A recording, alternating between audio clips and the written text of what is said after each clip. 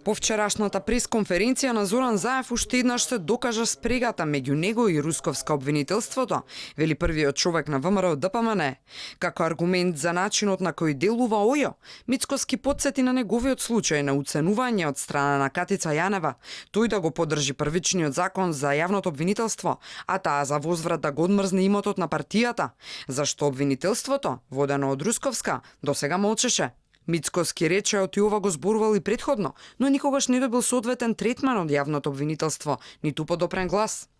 Го повикав јавниот обвинител да ме повика да посведочам, бидејќи бев предмет на уцена од страна на Катица Јанева, кога она истата бараше од мене да го поддржам законот за јавно обвинителство, а се со цел да го одмрзне имотот на партијата, кој што како нелегален тужител го замрзна, а судот под притисок на СДСМ и обвинителството го потврди тоа барање. Алфа побара одговор од обвинителството, зошто досега не е постапено подопрен глас и зошто Мицкоски не е повикан. Објаснување не добивме, само Кусо дека ќе биде контактиран да даде изјава.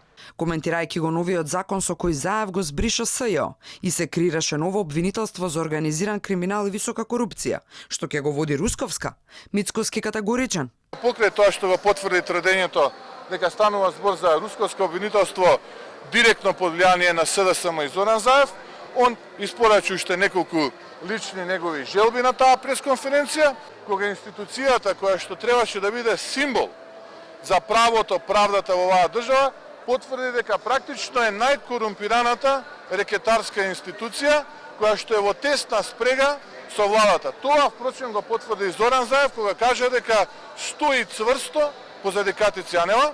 Не гледаме веќе никаков изговор од опозицијата да избегнува разговори и договори околу ова прашање, освен доколку нема намера и понатаму да не нанесува штети на својата држава и да заштитува нечи криминал.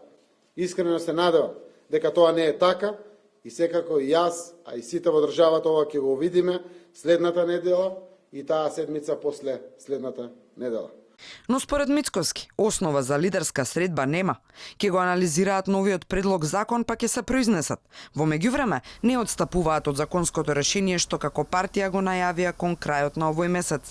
Дали во меѓувреме би се согласил со лидерска средба на покана на шефот на државата? Сака да јас и он тет-а-тет разговараме, тогаш ќе мора да направи тоа што јас и јавно го побарав од него, а тоа е најпрвен да се повлече од изјавата за македонскиот деец Гоце Делчев, а потоа да се извини на македонските граѓани, на македонската нација за таа изјава. И покрај категоричните позиции на Заев дека предвремени парламентарни избори нема да има, Мицкоски е оптимист. Не верува во конзистентноста на пораките на премиерот, па е сигурен дека набргу ќе нема друг излез, освен да се договорат за датум за предвремени избори.